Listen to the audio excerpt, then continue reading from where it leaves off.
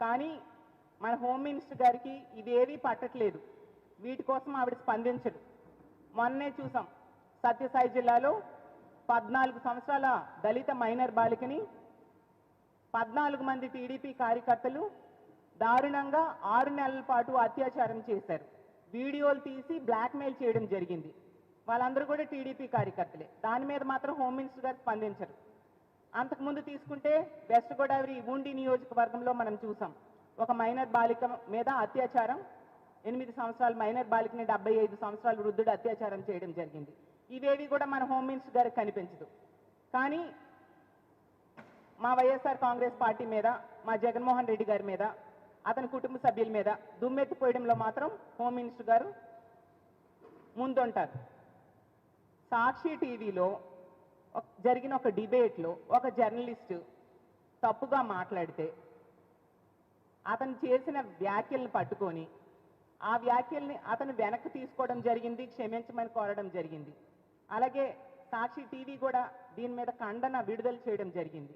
ఈ వ్యాఖ్యలను పట్టుకొని మా పార్టీని, జగన్మోహన్ రెడ్డి గారిని, అతని కుటుంబ సభ్యుల్ని గురించి దుమ్మెత్తి పోస్తూ చంద్రబాబు నాయుడు గారు, ఈ కూటమిలో ఉన్న నాయకులు, మంత్రులు, వీళ్ళ ఎల్లో మీడియా అదే పనిగా పెట్టుకొని ప్రచారం ప్రారంభించారు.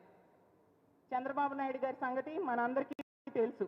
అతను ఎలాంటి రాజకీయం అంటే జరగంది జరిగినట్టుగా చెప్తూ, లేనిది ఉన్నట్టుగా చెప్తూ, జరిగిన విషయాన్ని వక్రీకరించి రాజకీయాలు చేయడం మొదటి నుంచి కూడా మన ముఖ్యమంత్రి గారైన చంద్రబాబు నాయుడు గారికి వెనతో పెట్టిన విద్య.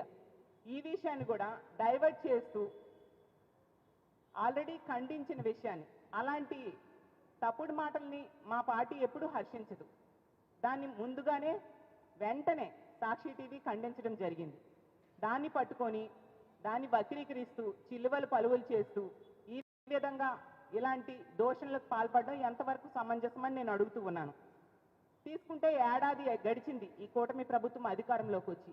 ఏడాది పాలనలో పూర్తిగా వీళ్ళు వైఫల్యం చెందారు. ఇచ్చిన హామీలు ఏవొకటి అమలు చేయలేదు సరికదా. మహిళల రక్షణ విషయంలో పూర్తిగా వైఫల్యం చెందిన విషయం మనం చూసాం. ఈరోజు ఆంధ్రప్రదేశ్ రాష్ట్రంలో మహిళల మాన ప్రాణాలు గాల్లో దీపాల్లో ఉన్నాయి. ఇలాంటి పరిస్థితిలో డైవర్షన్ పాలిటిక్స్కి వీళ్ళు పూనుకోవడం జరిగింది. ఎంతసేపు కూడా రెడ్ బుక్ రాజ్యాంగం ఏ విధంగా అమలు చేయాలి, ప్రతిపక్ష నాయకుల మీద కక్షపూరిత చర్యలు ఏ విధంగా తీసుకోవాలి, పోలీసుల్ని అక్రమ కేసులు పెట్టడానికి ఏ విధంగా ఉపయోగించాలి, అక్రమ కేసులు పెట్టి ప్రతిపక్ష నాయకులను ఏ విధంగా అరెస్టులు చేయాలి, దాని మీద దృష్టి పెట్టారు తప్ప మహిళల మాన ప్రాణాల రక్షణ మీద వీళ్ళు దృష్టి పెట్టలేదు.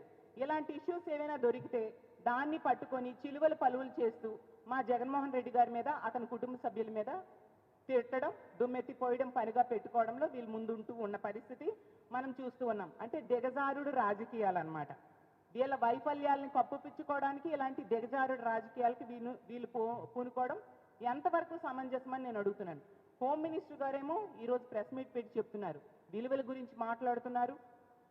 మా భారతమ్మకి విలువలు ఇవి నేర్పిస్తారట. అమ్మ హోమ్ మినిస్టర్ గారు, మీకు ఒకటే చెప్తున్నాను, మా భారతమ్మకి విలువలు నేర్పించే స్థాయి మీది కాదు. మా భారతమ్మ గురించి మీకేం తెలుసు? ముందు మీరు విలువలు నేర్పించడం మీద దృష్టి పెట్టకుండా మీ బాధ్యతలు నిర్వర్తించడం మీద దృష్టి పెడితే బాగుంటుందమ్మా. ఎందుకంటే ఇప్పుడే చూసాం, అనంతపురంలో ఘోరంగా ఇంటర్ విద్యార్థిని దారుణ హత్యకు గురైంది. 7 రోజుల క్రితమే వాళ్ళు కంప్లైంట్ ఇచ్చారు. మీరు ఏం చేశారమ్మా 7 రోజులు? కనీసం ఎస్పీకేని అడిగారా? ఈ అమ్మాయి మీద మిస్ అయింది అని కంప్లైంట్ ఇచ్చారు, ఏమైంది అనేసి మీరు ఎంక్వైరీ చేశారా? చేస్తే ఇలాంటి దారుణ హత్యకు గురయ్యేది కాదు కదా. అదే ఉమ్మడి అనంతపురం జిల్లా, ఇప్పుడు సత్యసాయి జిల్లాలో 14 మంది టీడీపీ కార్యకర్తలు, 14 సంవత్సరాల దళిత మైనర్ బాలిక, మీ సామాజిక వర్గానికి చెందిన ఒక మైనర్ బాలిక ఎంత దారుణంగా అత్యాచారానికి గురి కాబడింది 6 నెలలుగా. మీరు ఏం చేశారమ్మా ఆ విషయంలో? కనీసం స్పందించారా? ఎన్ని సంఘటనలు జరుగుతూ ఉన్నాయమ్మా. మొన్ననే చూసాం, వైఎస్ఆర్ కడప జిల్లాలో 3 సంవత్సరాల ముక్కు పచ్చలారని బాలికను అత్యాచారం చేసి హత్య చేసేసాడు ఒకడు. మీరు ఏం చేశారమ్మా? కనీసం స్పందించారా? ఈ కుటుంబాలన్నిటికీ ఎక్కడైనా ఏమాత్రం ధైర్యం చెప్పడం, ఓదార్చడం, ఒక ఆర్థిక భరోసా ఇవ్వడం మీరేమైనా చేశారా? అది ఏమీ చేయకుండా ఈ డైవర్షన్ పాలిటిక్స్ పట్టుకొని మీరు మా భారతమ్మకు విలువలు నేర్పిస్తారా? మీకు అసలు విలువలు నేర్పించే అర్హత మీకు ఉందా అని నేను అడుగుతున్నాను. ఎంతసేపు డైవర్షన్ పాలిటిక్స్. ఈ ఇష్యూలో తీసుకుంటే మాట్లాడిన జర్నలిస్ట్ అనే వ్యక్తి అతని వ్యాఖ్యలు వెనక్కి తీసుకోవడం జరిగింది, అలాగే క్షమించమని అడగడం జరిగింది, అలాగే సాక్షి టీవీ కూడా దీని మీద ఖండన రిలీజ్ చేయడం జరిగింది. అయినా కూడా దీన్ని ఎందుకు పెద్ద చేస్తున్నారు? మీ బాధ్యతలు సక్రమంగా నిర్వర్తించడం మీద దృష్టి పెట్టండి.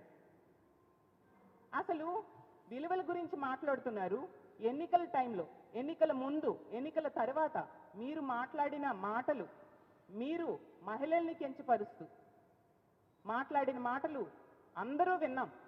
మరి దానికి మీరు క్షమాపణ చెప్పాలి కదా. ముందు ఆ వ్యాఖ్యలకి క్షమాపణ చెప్పి అప్పుడు మాట్లాడండి. మీరు మా విజయమ్మ గారి మీద, అలాగే మా భారతమ్మ గారి మీద మీరు ఎంత ఘోరంగా మాట్లాడారనేది ఈ రాష్ట్ర ప్రజలందరూ కూడా విన్నారు. ఆ మాటలకి క్షమాపణ చెప్పి ముందు అప్పుడు మీరు మాట్లాడండి. అలాగే తీసుకుంటే అడుగడుగునా కూడా ఈరోజు తీసుకుంటే రాష్ట్రంలో భద్రత గాలి వదిలేశారు. ఒక చేతకాని హోమ్ మినిస్టర్గా మీరున్నారు. ఈరోజు మద్యం ఏరులై పారుతూ ఉండే పరిస్థితి. బెల్ షాప్స్ విచ్చలవిడిగా కనిపిస్తూ ఉన్నాయి.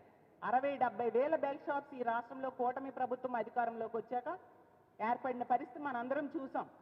మరి ఆ బెల్ షాప్స్ని కంట్రోల్ చేయండి. మీరు ఏం చెప్పారమ్మా హోమ్ మినిస్టర్ అయిన వెంటనే? మా కూటమి ప్రభుత్వం అధికారంలోకి వచ్చింది, మహిళలందరూ ప్రశాంతంగా నిద్రపోండి అన్నారు. ఎక్కడ నిద్రపోతున్నారమ్మా? ముక్కు పచ్చలారని 6 నెలల చిన్నారుల నుంచి 60 ఏళ్ళ వృద్ధులకు కూడా అత్యాచారాలకు గురవుతూ ఉండే పరిస్థితి. మహిళలు ఇంట్లో ఉన్న రక్షణ లేదు, బయటికి వెళ్ళినా రక్షణ లేదు, స్కూల్కి వెళ్ళినా రక్షణ లేదు, కాలేజ్కి వెళ్ళినా రక్షణ లేదు, పని ప్రదేశాల్లో కూడా వాళ్ళకి రక్షణ లేని పరిస్థితి. అంటే రక్షణ కల్పించలేని చేతకాని ప్రభుత్వం ఇప్పుడు నడుస్తూ ఉంది. దాని మీద దృష్టి పెట్టండి, ఇలాంటి డైవర్షన్ పాలిటిక్స్ మీద కాదు. మీరు ఇచ్చిన హామీలు ఎక్కడ నెరవేరుస్తూ ఉన్నారు? ఎన్ని హామీలు ఇచ్చారు? 143 హామీలు ఇచ్చారు. ఏ ఒక్క హామీ అయినా నెరవేర్చారా? దాని మీద అసలు దృష్టి పెట్టారా? ముఖ్యమంత్రి గారు కానీ, మంత్రులు కానీ, డిప్యూటీ సీఎం గారు కానీ, హోమ్ మినిస్టర్ గారు కానీ దృష్టి పెట్టారా? గంజాయి 100 రోజుల్లో రూపుమాపుతామని హోమ్ మినిస్టర్ గారు, అలాగే విద్యాశాఖ మంత్రి అయిన లోకేష్ గారు చెప్పారు. ఎక్కడ రూపుమాపారు గంజాయి? వెచ్చలు విడిగా దొరుకుతుంది. హోమ్ మినిస్టర్ గారు సొంత జిల్లా అయిన ఉమ్మడి విశాఖపట్నం జిల్లాలోనే గంజాయి ప్రొడక్షన్ జరుగుతూ ఉండే పరిస్థితి మనం చూస్తూ ఉన్నాం. హోమ్ మినిస్టర్ గారి సొంత నియోజకవర్గం ద్వారా ఆ నియోజకవర్గం మీదుగా గంజాయి రవాణా జరుగుతూ ఉండే పరిస్థితి మనం వింటూ ఉన్నాం. ఎంత దారుణమైన పరిస్థితులు నెలకొని ఉన్నాయి. డ్రగ్స్ ఈరోజు డోర్ డెలివరీ జరుగుతూ ఉండే పరిస్థితి రాష్ట్రంలో ఉంది. అంత దారుణంగా మద్యం, గంజాయి, డ్రగ్స్ విచ్చలవిడిగా దొరుకుతూ ఉంటే మీరు ఎందుకు స్పందించట్లేదు? వాటన్నిటి మీద వదిలేసి ఇలా ప్రెస్ మీట్స్ పెట్టడం, స్టేట్మెంట్స్ ఇవ్వడం, ప్రతిపక్ష నాయకుడైన జగన్మోహన్ రెడ్డి గారిని, అతని కుటుంబ సభ్యుల్ని దుమ్మెత్తిపోయడం, ఇదేనా మీకు ఇచ్చిన బాధ్యత? మీరు చేయాల్సిన విధులు ఇవా? హోమ్ మినిస్టర్ గారు కేసులు పెడతారా? మీకు అలవాటే కదా ప్రతిపక్ష నాయకుల మీద అక్రమ కేసులు పెట్టి అరెస్టులు చేయడం మీకు అలవాటే కదా. అంతకంటే మీరు ఏం చేయగలరు? మీ విధులు ఎక్కడ సక్రమంగా నిర్వర్తిస్తూ ఉన్నారు? అసలు మహిళలను గౌరవించడంలో, మహిళల సాధికారతకు పెద్దపీట వేయడంలో మా జగన్మోహన్ రెడ్డి గారు ఎప్పుడూ ముందుంటారు. వాళ్ళకి ఆర్థికంగా, సామాజికంగా, రాజకీయంగా ఉన్నత స్థానంలో కూర్చోబెట్టడానికి తను ముఖ్యమంత్రిగా పనిచేసిన 5 ఏళ్ళు కూడా ఎంతగానో కృషి చేశారు.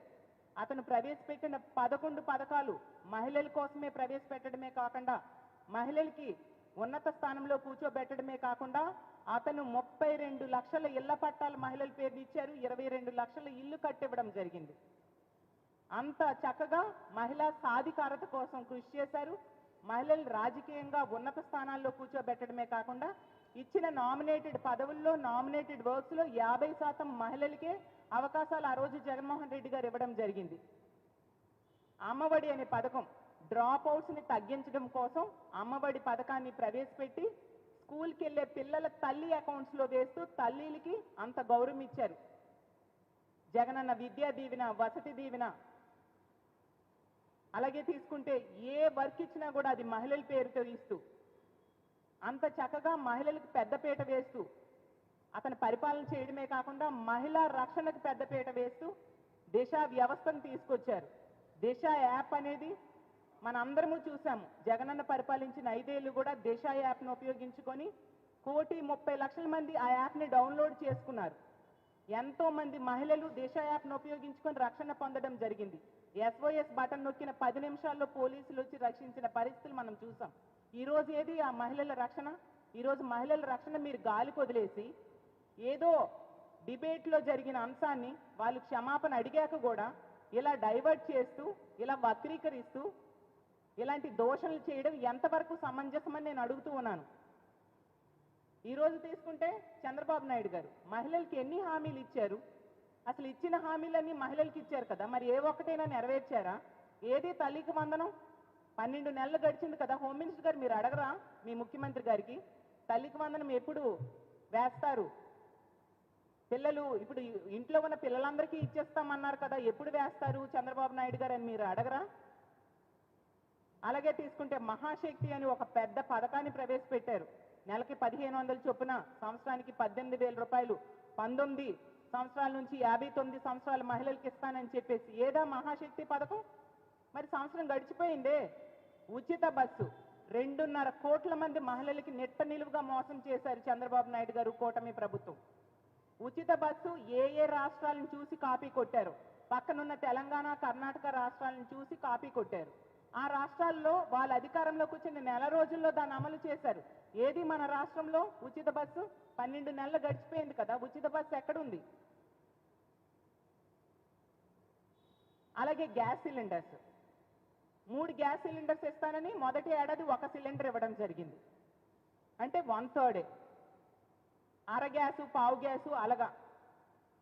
అలాగే 20 లక్షల ఉద్యోగాలు ఇస్తానన్నారు. అంటే సంవత్సరానికి 4 లక్షల ఉద్యోగాలు ఇవ్వాలి. 4 లక్షలు కాదు కదా, 4 ఉద్యోగాలు కూడా ఇవ్వలేదు.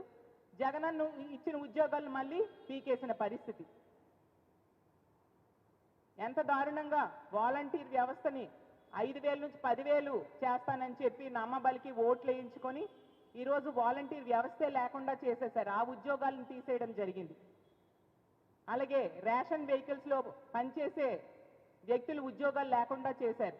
అలాగే గవర్నమెంట్ మద్యం షాప్స్లో పనిచేసే ఉద్యోగస్తులకి ఉద్యోగాలు లేకుండా చేయడం జరిగింది. ఈ విధంగా ఇన్ని ఉద్యోగాలు 50,000 అవుట్సోర్సింగ్ ఉద్యోగాలను తీసేయడం జరిగింది. ఇన్ని ఉద్యోగాలు తీసేశారు, ఒక్కటి కూడా కొత్తది ఇవ్వకుండా. వీటన్నిటి మీద మీ చంద్రబాబు నాయుడు గారిని ప్రశ్నించండి అమ్మా. హామీలు ఒక్కటి నెరవేర్చలేదు సరికదా. ఎంత దారుణంగా ప్రజల్ని మభ్యపెట్టి మోసం చేశారు.